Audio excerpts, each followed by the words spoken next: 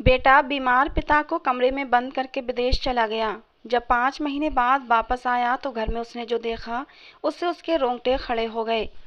संजय जी अपने परिवार के साथ दिल्ली में रहा करते थे। वैसे तो वो पहले मध्य प्रदेश के एक छोटे से गांव के निवासी थे, लेकिन अब दिल्ली में आकर बस गए थे। उनके परिवार में एक बेटा अजय और बहू मोना है। उनकी पत्नी का स्वर्गवास हुए बहुत समय हो चुका था। जब अजय 4 साल का था तभी उनकी पत्नी का स्वर्गवास हो गया था। वो दूसरी बार मां बनने वाली थी।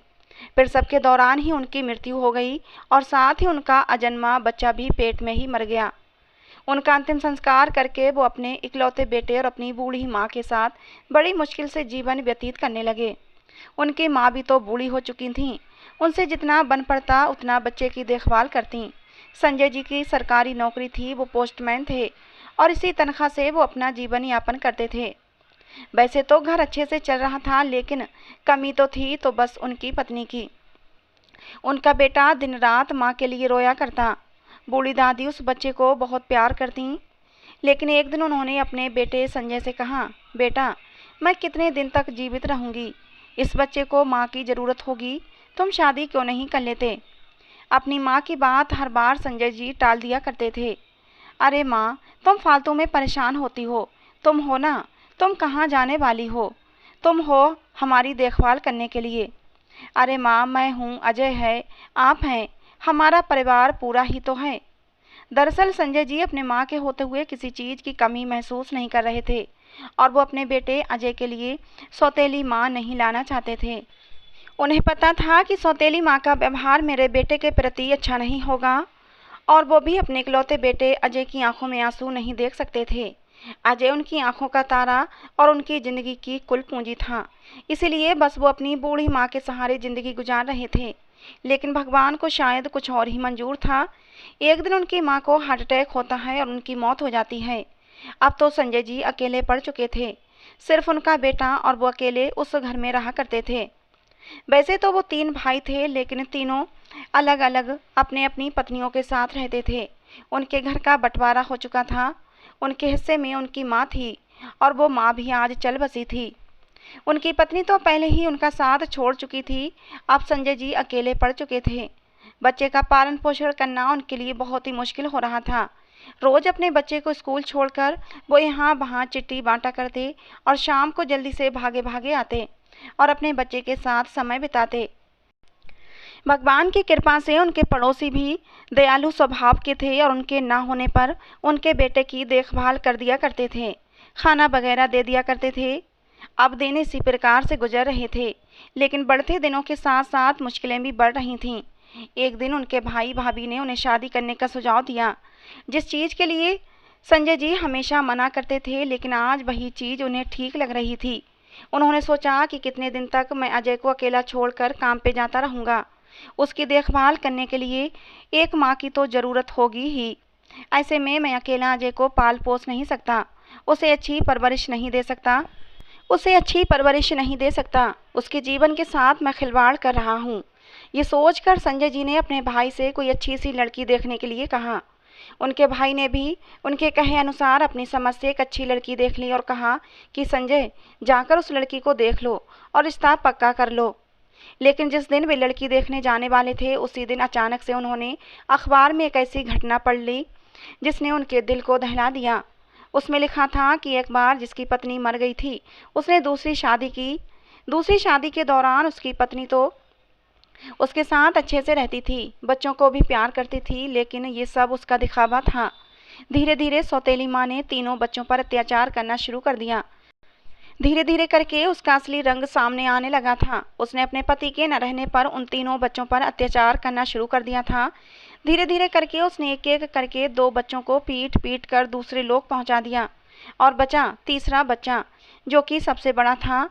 उसके ऊपर उसने बाकी के 2 बच्चों को मारने का आरोप लगाया और बेचारे उस डरे सहमे बच्चे ने भी उस बात को मान लिया और उसे जेल हो गई और इस समय वो बाल सुधार गृह में है। ये खबर पढ़कर मनोहर जी के रोंगटे खड़े हो चुके थे। उन्होंने तत्काल ही शादी न करने का फैसला लिया। वे अंदर से डर गए थे, क्योंकि वो अपनी जान से प्यारी पत्नी तो खो चुके थे। अब वो बच्चा, उनका बेटा, उसे खोना नहीं चाहते थे। एक ममता मई माँ की तरह उनका हृदय द्रवित होने लगा। उन्होंने अपनी शादी न करने का फैसला किया। अब उनका तबादला दिल्ली में होता है और उन्होंने अपने पुराने घर को, जो गांव में था, उसको बेचकर वो दिल्ली चले जाते हैं और अपने बेटे के साथ दिल्ली में गुजर बसर करने लगते हैं। धीरे धीरे करके उनका बच्चा भी बड़ा होने लगता है। जैसे तैसे करके समय गुजर जाता है। संजय जी ने एक काम वाली रख ली थी जो अजय का ध्यान रख लिया करती थी। धीरे धीरे करके अजय बड़ा हो जाता है। पढ़ लिख कर वो भी नौकरी करने लगता है और उसे अपने ऑफिस की एक मोनिका नाम की लड़की से प्रेम हो जाता है। उसने ये बात अपने पिता को बताई। संजय जी भी इसके लिए राजी हो गए कि उनके बच्चे को पूरी दुनिया की खुशी मिले, वो हमेशा खुश रहे। अब संजय जी ने अपने बेटे की शादी कर दी। अब उनके घर उनकी बहू मोनिका आ चुकी थी। दरअसल मोनिका मॉडर्न जमाने की थी, थोड़ी सी ना नुकर करने वाली थी और हर बात पर किचकिच किया करती थी। लेकिन अजय को वो बहुत प्यारी थी। अजय उससे बहुत प्रेम करता था। उसके मुंह से निकलने की देर होती थी और उसकी हर इच्छा को पूरा कर देता था। इसी प्रकार से दिन गुजरने लगे। संजय जी को भी इससे कोई दिक्कत नहीं थी। वे सोचते थे कि चलो बच्ची है, कोई बात नहीं, जब तक मेरे हाथ पांव चल रहे हैं तब तक मैं खुद से अपना काम कर लिया करूँगा। रही बात बहू की, तो उसका खुद का जीवन है, उसे जैसे जीना है वो जी सकती है। उन्होंने मोनिका से कुछ भी काम करवाना खुद ही छोड़ दिया था। एक तरह से कह लिया जाए तो उनका परिवार एक खुशहाल जीवन जी रहा था। घर में किसी भी प्रकार का कलेश भी नहीं था। लेकिन एक दिन घर की खुशियों को किसी की नज़र लग जाती है। हाँ, शायद यही हुआ था। उनके भी घर की खुशियों को नज़र लग चुकी थी। एक दिन मोनिका ने बाथरूम में कपड़े धोए, लेकिन वो वहाँ से साबुन हटाना भूल गई और वो साबुन बाथरूम के फर्श पर ही पड़ा रहा। पानी पड़कर वो सारे बाथरूम में फैल चुका था और अनजाने में ही संजय जी नहाने के लिए बाथरूम में गए। अचानक से उनका पैर बाथरूम के फर्श पर पड़े साबुन पर जा पड़ा और वो फिसल कर गिर गए और तुरंत ही बेहोश हो जाते हैं। इस बात का पता जब अजय और मोनिका को लगता है तो दोनों ने उन्हें आनन फानन में उठाकर हॉस्पिटल में भर्ती करवाया। 2 दिन तक बेचारे बेहोश रहे। तीसरे दिन जब उनको होश आया तो पता चला कि उनका एक हाथ, एक पाँव और एक तरफ का चेहरा उसे लकवा मार गया है। उनके मुख से अब आवाज़ नहीं निकल रही थी। वो कुछ भी बोल नहीं पा रहे थे। अपना एक हाथ और पाँव उठाने में वो असमर्थ थे। ये देखकर उनकी आंखों से आंसू बहने लगते हैं। पहले तो अजय ने उन्हें दिलासा दिलाया कि बाबूजी आप मत रोइए, हम हैं ना, हम आपकी सेवा करेंगे। लेकिन वो कहते हैं ना, जब किसी को रोग हो जाता है तो आदमी 1-2 दिन या 3 दिन तक, 4 दिन तक उसकी सेवा करता है। फिर वो व्यक्ति उससे ऊबने लगता है, उससे घृणा करने लगता है। बहुत कम ऐसे लोग होते हैं जो निस्वार्थ भाव से मरते दम तक सेवा करते हैं। अब बेटे ने बाप से वादा तो कर लिया, लेकिन अब निभाए तब ना। संजय जी को उनके घर लाया जाता है। अब धीरे धीरे 2-4 दिन बीत जाते हैं। उनकी बहू और बेटा मिलकर सेवा करते हैं। धीरे धीरे बहू का मन उनकी सेवा से अब उबने लगता है। वो बार बार उनका मैल साफ करते करते तंग आ चुकी थी। उन्हें देखकर ही उसे उल्टी आने लगती थी, उनसे दूर भागने लगती थी। धीरे धीरे मोनिका ने ससुर की सेवा करना बंद कर दी और सारी जिम्मेदारी अपने नौकर को दे दी। नौकर भी तो नौकर ही है, आखिर क्या क्या करता। जितना उसे समय मिलता वो उतने समय में उनकी सेवा करता, फिर अपने दूसरे कामों में लग जाता। दूसरा काम भी अगर नहीं करता तो मोनिका उसे डांट डपट कर दिन भर सुनाया करती और जब शाम को अजय घर आता तो उसका जीना दुश्वार कर देती। उसे बातें सुना सुना करके उलाहना दिया करती। दिन भर तुम्हारा बाप कह कहकर संबोधित करती। अपनी पत्नी की बातों से अजय भी अब तंग आ चुका था। वो भी अपने पिता की सेवा करके, उनका मैल साफ करके परेशान हो चुका था।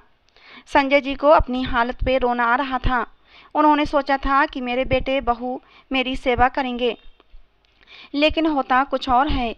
अब तो बेटे बहू को संजय जी बोझ लगने लगे थे, एक कचरे की भांति लगने लगे थे। वो कचरा जो दिन प्रतिदिन और बदबू करने लगता है, जिससे लोग जल्दी से जल्दी घर से बाहर फेंक देना चाहते हैं। वो बाप अब उनकी नज़र में कचरा मात्र रह गया था। एक दिन की बात है, मोनिका का भाई और उसकी भाभी उसके घर आए थे। घर में मोनिका का जन्मदिन मनाया जा रहा था। बहुत धूमधाम से जन्मदिन मनाया जा रहा था और वहीं पर व्हील चेयर पर संजय जी बैठे हुए थे। उन्हें बहुत ज़ोर से प्रेशर लगा हुआ था। वो हिल डुल कर बता भी नहीं पा रहे थे। उन्होंने कितनी ही बार प्रयास किया कि किसी को बता दें, लेकिन बता नहीं पाए। उनके चेहरे के हाव भाव देखने के लिए लोगों के पास समय ही नहीं था। जन्मदिन पार्टी में डीजे बज रहे थे, वो सभी खुशी से नाच रहे थे, अनेक प्रकार के व्यंजन चखे जा रहे थे, लेकिन संजय जी के चेहरे की तरफ किसी ने नहीं देखा कि उनके चेहरे पर क्या भाव हैं। संजय जी को अब बर्दाश्त नहीं हुआ और उन्होंने वहीं पर ही अपने कपड़े खराब कर दिए। जब आगे पीछे मल की बदबू आने लगी तो लोगों ने सोचा ये बदबू कहाँ से आई। तब मोनिका ने अपनी ससुर की तरफ देखा। उसके ससुर बहुत ही दयनीय स्थिति में आंखों को नीचे किए लगातार रोए जा रहे थे। मोनिका को ये देखकर दया नहीं आई, उल्टा उसे बहुत गुस्सा आया। उसने अपने ससुर को खींचकर एक चांटा मार दिया और व्हीलचेयर को घसीटते हुए बाथरूम में ले जाकर पटक दिया। संजय जी असहाय से बाथरूम में ही गिर पड़े। मोनिका ने अपने नौकर से सारी गंदगी को साफ करने को कहा और फिर पैर पटकते हुए अपने कमरे में आ गई। फिर अपने पति अजय को भला बुरा कहने लगी कि हद हो गई, इतने मेहमानों के बीच उसकी बहुत ज़्यादा बेइज्जती हो गई। अब घर में खुशियाँ भी मनाना भी मुश्किल हो गया है। इस बूढ़े की गंदगी दिन रात देखनी पड़ती है। लेकिन आश्चर्य की बात, उनके बेटे को भी अपने पिता पर दया नहीं आई। सारे मेहमान चले गए। अब अजय भी अपने पिता के साथ दुर्व्यवहार करने लगा था, उन्हें खरी खोटी सुनाने लगा।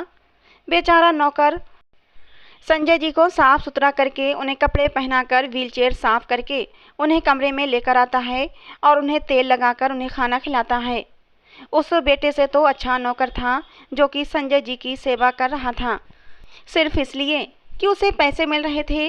बेचारा गरीब था, लेकिन जिस बाप ने एक बेटे को पूरी दौलत सौंप दी, पूरा सुख दे दिया, उसकी हर एक इच्छा पूरी की, माँ और बाप दोनों का प्यार दिया, उसकी हर इच्छा को पूरा किया, एक माँ बनकर दिन भर भागता दौड़ता रहा, एक पल के लिए भी चैन से नहीं रहा, पूरी जिंदगी उसके ऊपर समर्पित कर दी। आज वही बेटा अपने पिता को कुछ नहीं समझ रहा था। उससे तो अच्छा एक नौकर था, सिर्फ थोड़े से पैसों के लिए ही वो संजय जी की सेवा कर रहा था और जिसे सब कुछ सौंप दिया वो आंखें फेरे बैठा था। किसी प्रकार रात बीत जाती है और सुबह होती है। सुबह का माहौल कुछ ठीक नहीं था। घर में बहू ने हर तरफ गमगीन माहौल किया हुआ था, मानो जैसे कोई मर गया हो। और इसी तरह 4 दिन बीत जाते हैं और फिर अजय को विदेश से एक लेटर आता है। विदेश में उसे एक अच्छी कंपनी में नौकरी मिल चुकी थी, जिसके लिए उसने पहले से ही अप्लाई किया हुआ था। अब उसकी खुशी का ठिकाना ही नहीं रहा। अब तो उसकी पत्नी मोनिका भी खुश हो गई थी। चलो किसी प्रकार से इस बूढ़े से तो पीछा छूटा। अब दोनों बड़े ही जोर शोर से अपनी तैयारी करने लगे। 10 दिन के बाद उनका वीजा भी बन जाता है। वो अपनी पत्नी के साथ सभी सामान को समेटकर घर के मेन कमरों में ताला लगाकर चाबी अपने पास लेकर और अपने नौकर को अपने पिता के रूम की चाबी देकर ये कहकर चला जाता है कि तुम बाबूजी का ध्यान रखना, उनको समय समय पर खाना खिलाना पिलाना और जो भी कोई परेशानी हो तो मैं तुम्हें अकाउंट में पैसे डालता रहूँगा और पिताजी की अच्छे से देखभाल करना। अब अजय अपनी सारी जिम्मेदारी अपने नौकर के मत्थे छोड़कर अपनी पत्नी के साथ अपने सामान को लेकर हंसी खुशी एयरपोर्ट की तरफ रवाना हो जाता है। वो विदेश चला जाता है और बच जाते हैं तो सिर्फ नौकर और संजय जी। नौकर एक अच्छे सेवक की तरह अपने मालिक की खूब सेवा करने लगता है। उसे वैसे तो किसी चीज़ की कमी नहीं थी, लेकिन उसका मन संजय जी को छोड़कर जाने का नहीं होता। वो मन से संजय जी की देखभाल करता था। संजय जी भी अपने नौकर से बहुत प्रसन्न थे। एक दिन सुबह संजय जी की दवाई का समय होता है। नौकर ने किचन में देखा तो आटा ख़त्म हो चुका था। अब रोटी या पराठा बनाने के लिए आटा ही नहीं था कि जिसे बनाकर संजय जी को खिलाकर उन्हें दवाइयाँ खिला सके। इसके लिए नौकर ने सोचा कि चलो कोई बात नहीं, मार्केट से जाकर थोड़ा सा आटा और कुछ ब्रेड लेकर आता हूँ। ये सोचकर बेचारा नौकर मार्केट की तरफ चल पड़ता है। मार्केट में उसने एक ब्रेड पैकेट खरीदा, कुछ ज़रूरी सामान खरीदा और आटा खरीद कर वापस आने लगा। तभी अचानक से अनियंत्रित कार ने बीच रोड पर उसे धक्का मार दिया। टक्कर इतनी भयानक लगी थी कि वो घसीटता हुआ दूर जाकर गिर पड़ा था। उसका सर पूरी तरह से फट चुका था। स्थानीय लोगों ने उसे अस्पताल में भर्ती करवाया।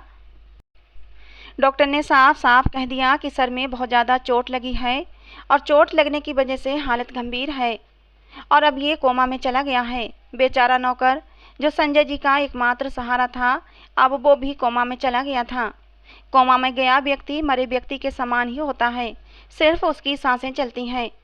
इधर संजय जी को नौकर ने उनके कमरे में बंद करके पीछे से ताला लगा दिया था। उसने सोचा था कि ताला नहीं लगाऊंगा तो कमरे में काफ़ी सामान है, कुछ पैसे हैं जो चोर आकर चुरा कर ले जा सकते हैं। ये सोचकर ही नौकर ने रूम का ताला बंद कर दिया था और ताला बंद करके चाबी को अपने पास ही रख लिया था और अपने पास लेकर चला गया था। अब वो तो कोमा में था। बेचारे संजय जी भूखे प्यासे उस कमरे में तड़पने लगे। वे आवाज़ लगाकर बुलाने की भी कोशिश करते, लेकिन मुंह से आवाज़ ही नहीं निकल रही थी। लकवा लगने के कारण उनसे कुछ बोला नहीं जा रहा था। दरवाज़ा खटखटाने की कोशिश करते तो भी हाथ काम नहीं कर रहे थे। एक हाथ से खटखटाते तो उतनी आवाज़ भी बाहर नहीं जाती कि लोग सुन सकें। इसी तरह करते करते 10 दिन हो जाते हैं। 11वें दिन संजय जी बिना खाए पिए भूख से तड़प तड़प कर बेचारे बूढ़े संजय जी की मौत हो जाती है।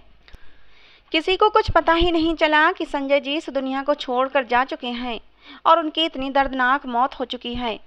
संजय जी को मरे 5 महीने गुजर जाते हैं। 5 महीने तक वो लाश उस बंद कमरे में ही थी। आसपास के पड़ोसी भी उनके घर ज़्यादा आया जाया नहीं करते थे। ऐसे में उनकी सुध लेने वाला कौन था। इधर संजय कुछ दिनों से अपने घर पर फ़ोन कर रहा था। उसके नौकर का फ़ोन भी स्विच ऑफ आ रहा था। 5 महीने बाद उनका बेटा अब अपने देश को लौटा। वो जब अपने घर में आया तो उसे कुछ अजीब सा लगा। उसका घर बहुत ही वीरान और सुनसान था, धूल से अटा पड़ा था। उसके नौकर का कोई अता पता नहीं था। सबसे पहले वो अपने पिता के कमरे की तरफ बढ़ता है तो देखता है कि पिता का कमरा बाहर से बंद है, ताला लगा है और कमरे के अंदर से गंदी बदबू आ रही है। उसे कुछ समझ नहीं आया। उसने एक बड़ा सा पत्थर लेकर कमरे के ताले को तोड़ दिया। अंदर जाकर देखता है तो अंदर का दृश्य देखकर उसके हाथों से सामान नीचे फर्श पर गिर पड़ता है और वो खुद भी ज़मीन पर गिरकर दहाड़े मार मार कर रोने लगता है। सामने देखता है तो संजय जी का मृत शरीर, जो कि पूरी तरह से कंकाल के रूप में परिवर्तित हो चुका था। मानो कंकाल रूपी संजय जी अपने बेटे की प्रतीक्षा कर रहे हैं। अपने पिता की यह हालत देखकर अजय दहाड़े मार मार कर रोता है। ये देखकर उस बेटे को बहुत पश्चाताप होता है। अपने किए पर वो बहुत रोता है, लेकिन अब रोने से क्या फ़ायदा, जो होना था वो तो हो चुका था। बेटा कहता है कि पिताजी मुझसे क्या गलती हो गई, मैंने बहुत बड़ा अपराध कर दिया, मुझे आपको अकेला छोड़कर नहीं जाना चाहिए था।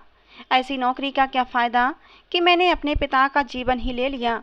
धिक्कार है मुझ पर और मुझ जैसे बेटे पर, जिसने जीते जी अपने पिता की देखभाल नहीं की। प्रिय दोस्तों, अब ऐसे रोने धोने से और अपने ऊपर धिक्कार भेजने से क्या फ़ायदा कि जब उसके प्राण ही निकल चुके थे। जो चला गया वो प्रायश्चित करने से वापस तो नहीं आ जाएगा। इससे तो अच्छा है कि जीवित रहते ही व्यक्ति को सुख दें, उस व्यक्ति का मान सम्मान करें, उसे समझें, उसके दुख और तकलीफ़ को समझें, क्योंकि दोस्तों हर माँ बाप अपने बच्चे के लिए बहुत कष्ट उठाते हैं।